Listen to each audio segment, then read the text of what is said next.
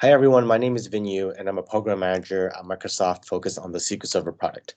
In this session, we're going to talk about SQL Server and containers, some of the most common applications where you could use SQL Server and containers, as well as how you could run these containers with Docker or on Kubernetes. So from a high level in this session, we're going to talk about the SQL Server on container architecture. We're also going to talk about how you can build your own SQL Server on SUSE containers. And then again, as I mentioned, we're going to discuss a little bit about some of the deployment patterns and common use cases. And last but not least, we're going to have a demo of deploying these containers onto a Kubernetes environment. Now, before I get into containers, I just want to take a moment to highlight SQL Server 2019, which was just recently launched last year. One of the big features of SQL Server 2019 is big data clusters.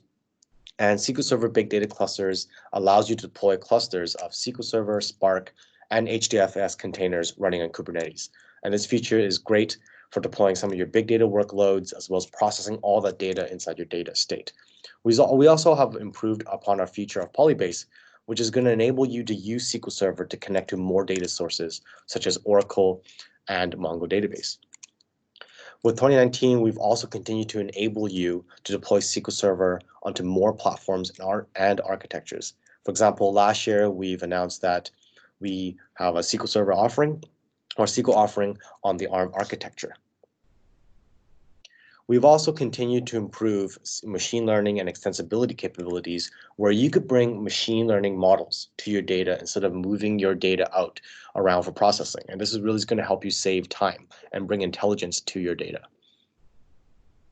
We've also, on the performance side, we've continued to add more capabilities around our intelligent query processing where SQL Server can learn and adjust so that your queries get faster. And this can really help some of those situations and where your performance can naturally improve and help reduce some of the manual tuning required for you to maximize your performance.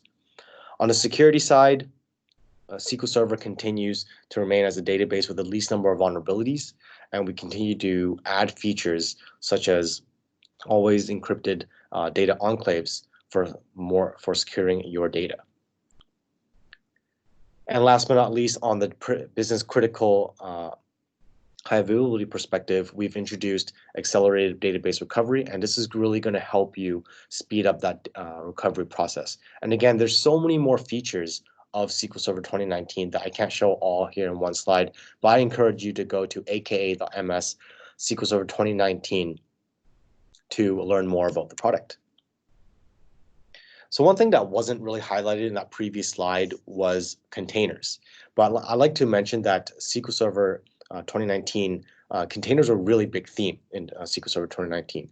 So starting with SQL Server 2017, when we first introduced SQL Server to SUSE, we've also launched our first SQL Server container, and we've updated this with regularly CUs, cumulative updates. And this is primarily focused on the core SQL Server engine. With SQL Server 2019, we've continued to build on SQL Server containers and expand the number of things that we're doing in the container space. And here are just a few examples. What I just mentioned in the previous slide, and I'm bringing it up here again, is big data clusters. And this is a very big feature that's fully built on containers. We've also improved upon our existing SQL Server containers by making them run as non-root for a more secure environment. And we've also continued to make this work with other features such as machine learning and Polybase integration. And there's just so much more as well. So what is a SQL Server container? So let's take a look here at a simplified view of an operating system. So here I have a box which represents the OS, and above the line here represents the user space. And this is going to include applications and libraries and anything that the user can interact with. And this includes things like the text editor or the terminal shell that the user will interact with. And below the line, here I have the kernel, which is also part of the operating system. And this is going to be the part of the operating system that interacts with the system resources, such as memory, CPU, and/or other devices. So let's say this OS was a container host.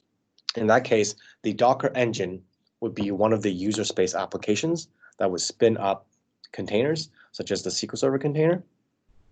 And a SQL Server container from this perspective would just be the binary package with all its dependencies to ensure that SQL Server works. So notice that here in my container, I have a its own set of user applications and libraries, but it does not include its own kernel.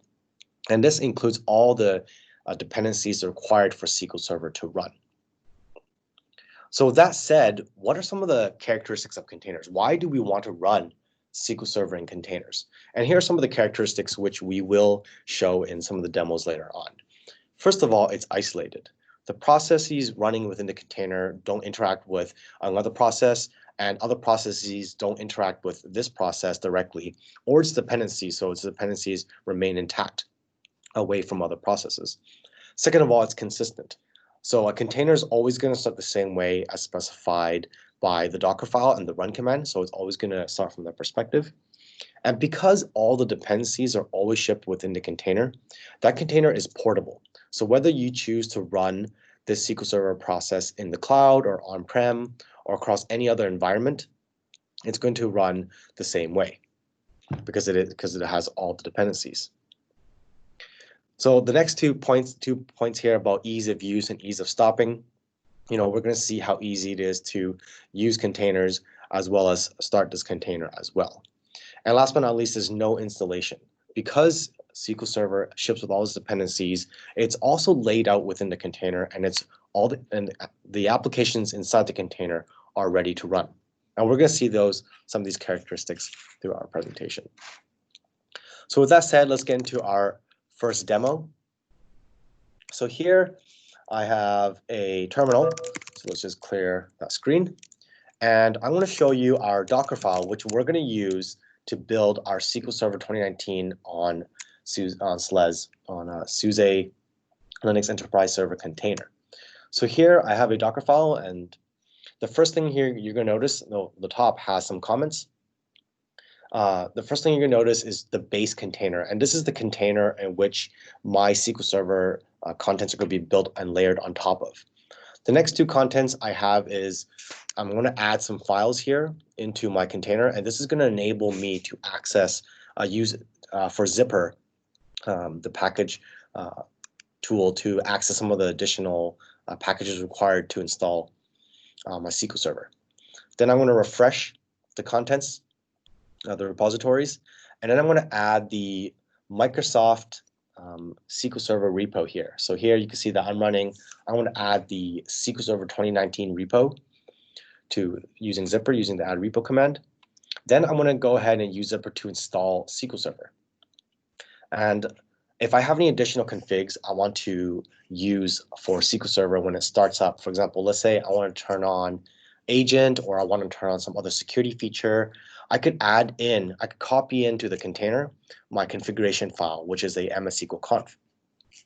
Next, I'm going to expose 1433, and this is the port that my SQL Server is listening to. And last but not least, when my container runs, I want to run the SQL Server binary here. So now that I have this, I've shown you this Docker file, I'm going to actually use this Docker file and build it. So I would do that with a Docker build command. And I'm just going to call this MS-SQL SLES. And I'm going to put this dot. And this period is going to specify the current context, which is the current folder it's in. So I'm going to go ahead and build. And you can see that it was built really quick. Now, I had built this before, so it used some of the cache results from a previous build. Now, if I do docker image list, I could see this container was built around 4 hours ago. And this is the image that I built. So let's go ahead, now that I have this image, let's go ahead and run it. So I'm going to use a docker run command. So this docker run command is going to run this container image, and I'm going to pass in 2 environment variables. The first is the EULA, which is I have to accept the EULA for the terms and conditions of running this container. And then next, I'm going to specify the password. So here you have the SA password. And then I'm going to have a specified port here. And this port is the mapping of outside of the container to inside the container. Now, inside the container, I'm listening to port 1433. I'm going to connect from outside the container also on port 1433. And this port could be another port as well. For example, 1600 or 1700. And this is going to enable you to run multiple SQL servers on your same machine just by changing that port. I'm going to name this container SQL1. I'm going to run this in a detached mode, which means I don't want this running in the foreground. And the container image that I want to run is SQL SLES, which I named it. So I'll go ahead and run it. And you can see now I could use Docker PS. And this is going to list out the processes that I have running.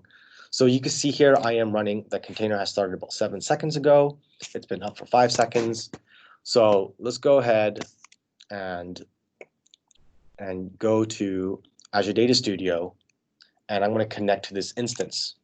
Now, because this instance is inside my Azure VM, I'm going to connect to the IP of the Azure VM, and I'm going to enter my password, and I'm going to log in. You see that I'm connected to my instance. And I want to just run a new query here, and I want to run select add version. So this is the version of my database. This is running, and looking at the results, I can see that the results are a little bit small, so I'm just going to copy the results here and paste it into the text editor. I can see that this is running SQL Server 2019 CU4, and I can see that this is running SUSE Linux Enterprise Server 12 SP5. Right. So let's go back to our terminal, and let's say so at this point I could just use this instance as if I just installed it, just like any other SQL Server instance. So what I just showed you was an equivalent of actually downloading the bits and installing it. So let's say I finished developing or finished using this container. Now I'm going to spin it down. So I could do that by using docker stop, this docker stop command, and I'm going to pass in the name, which is SQL1. And this is going to stop that container. Then I'm going to do docker remove rm SQL1, and this is going to remove that container. So if I do docker ps, I can see that that container is no longer running. All right, so let's go back to our presentation here, and that's how easy it was to build and get started, but to build your own SQL Server 2019 on SLES container. And these, I'm going to show you where I have this we have this Docker file posted on our GitHub repo, and I'll show you that at the end of this presentation on how you can get started. For our next section, let's get into some of the deployment patterns here. And this is where, so now that I've shown you how you could use how easy it is to build your own SQL Server on SLES container, let's show you some of the areas where this could be used to help you. So the first set of challenges I see where I could see SQL Server containers really being a good fit for is really around application development. So oftentimes as a database admin, you're not only responsible for production databases, but also responsible for setting up development and test environments as well. And this could take a lot of time, especially if your team requires a lot of help in setting up these complex environments. Another area is application testing. So sometimes you need to do some ad hoc testing to reproduce an issue, and this may require setting up a SQL instance. And setting up these instances up and down manually can take a lot of time. And not all applications are long-lived as well. There are a lot of applications, for example, such as creating monthly reports or creating machine learning models that require a SQL Server instance, but these applications are typically short-lived and don't require a lot of time, and you don't need a SQL Server instance up otherwise. So a solution here is actually use SQL Server containers for a lot of these scenarios where you can spin it up quickly for easy deployment and then remove the container when you're done. So the idea here of what I just shown you earlier was, spin up your instance, and then when you're complete, just spin it down.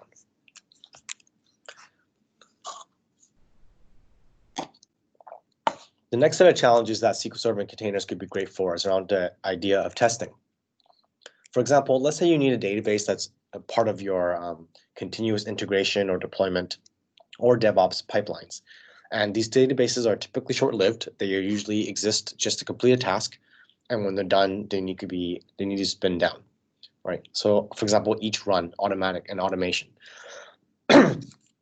Another area around testing is around testing across multiple SQL Server instances. So let's say you want to you have an application where you want to validate your application or solution across every cumulative update of SQL Server 2017 from CU1, CU2, CU3, so on all the way to CU20. So instead of actually spinning up 20 instances of SQL Server, you could use containers again to help solve some of those issues. So again, you could use containers, integrated part of your pipeline, and this is what we see a lot of our customers doing. And the second is to actually provision multiple SQL Server containers with different versions for each container for those ISV applications. Right. So what I just described is something that we actually do when we first started building SQL Server on Linux, the product. So a real world example here is our engineering team actually uses SQL Server containers for automated testing of SQL Server on Linux. For example, so how we actually do this is with every build of SQL Server, we have a build process that actually creates as a byproduct a container image as well. And what we do is we place this build inside our test framework. And then we spend about 700 instances of these SQL Server instances to run our testing infrastructure against. We have about tens of thousands of tests that we do, and to speed this up, we rely on containers to run through our testing faster. And we have this about over 150 VMs, and in some cases we have over 20 containers per VM, and this allows for high density as well. So there's So each SQL Server instance listens on a different port. So what I showed you earlier in that run command. And this really helps us save time and money by using containers to solve this problem. So speaking of Kubernetes, what I just showed you in a demo earlier was how you could deploy a SQL Server container onto one machine with Docker. But what if you had a cluster of, say, 100 machines? How would you choose which node to deploy your containers to? How could you effectively manage the containers at scale? And this is where Kubernetes comes in. Kubernetes is actually going to help you orchestrate and manage containerized applications at scale. Right? And it does this by simplifying deployment, management, scheduling, as well as scaling of each containerized application. And the SUSE CaaS Platform is an enterprise class container management system based off of Kubernetes that can help you solve some of these challenges. So to get into our next demo, I want to show you how you could deploy a SQL Server container onto Kubernetes.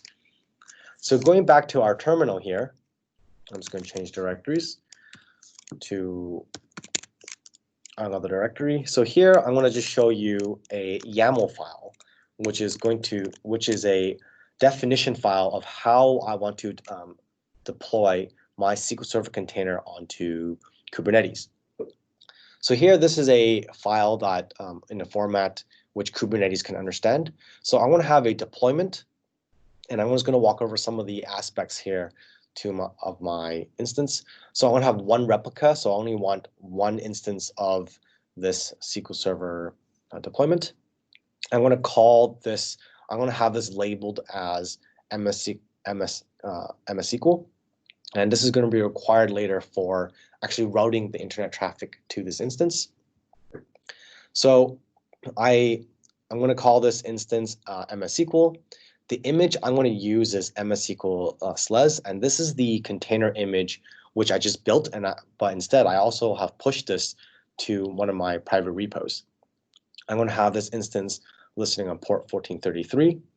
And similar to how I had used Docker run to start an instance before, I also have to accept the EULA here as an environment variable. I also set a SA password, which I stored as a secret inside my Kubernetes cluster prior to this demo. And here I'm also specifying the SQL Server PID, and I'm going to specify developer.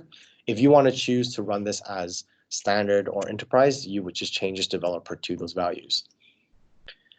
I also have some volume mounts, and these volume mounts are going to help me preserve my instance. Let's say I want to start my instance and spin it down to save resources, and then I want to spin it up again later. What I could do is attach these volume mounts there to preserve my data when I'm spinning down my instance, so I don't lose my data from that perspective. The second thing I'm going to create is also what I called here a service, and a service is going to route the network traffic from the public internet to my instance. So here I have it routed to port 1433, and I'm using the app selector MS SQL. So here, notice here I had called this label MS SQL, and this allows Kubernetes to route that traffic from the service just by looking at mapping it to my pod, my MS SQL pod. So in order to deploy this, what I would run is kubectl apply, and I would just pass in the deployment file here. So and then this file will be submitted to my Kubernetes API, and then it's going to go ahead and create this. But before this demo, I had already created it to save time. So what I can do is just show you, I can get the pods. So let's get all the pods here. And I have this namespace called Vin, and this is just a logical grouping of my resources. So here I can see that I have a SQL Server deployment already in place. And if I show you my services, I can show you my services here. And I also have an external IP which I can connect to, which has my instances. So I'm going to use this external IP to connect to my SQL Server deployed into Kubernetes environment. So let me just go ahead and open Azure Data Studio again. And under the server, I'm going to actually paste in that IP that I just got from my Kubernetes service. I'm going to log in with the password I specified earlier. And you can see that I am connected to my instance. So if you look at the server dashboard, which is loading up here in a sec, I can see that the computer name matches that of my deployment name. And I can see that this OS version that's running inside my instance is SUSE Linux Enterprise Server 12 SP5 as well, and is running a developer edition, all of which I specified inside my deployment YAML file. So you can see here some of the contents here: developer, except the EULA. All right. So one thing I like to just point out, and that was our last demo here, I like to point out to some resources where you can get started to build your own SQL Server on SLES container. So here we have a GitHub file, GitHub repository, where we actually store this, all the details required for you to build your SQL Server on SLES container image. So you just go to Microsoft MS SQL -Docker, and you're going to be able to find the Docker files there for you to build, and all the instructions for you to build your SQL Server on SLES container image. So second is the ability to deploy these SQL Server container images onto Kubernetes. So here we have an example with deploying a SQL Server container into Kubernetes with AKS. But in a very similar fashion, you could also take the details here and deploy it onto any Kubernetes cluster, including SUSE CaaS. That's in regarding to the demos on this page. So here, again, I have the YAML I just shown you, and with step-by-step instructions on how you could deploy onto your cluster. All right, that's it for our demo and session today. So thank you all for joining us in this session. Hope to see you soon. Bye-bye.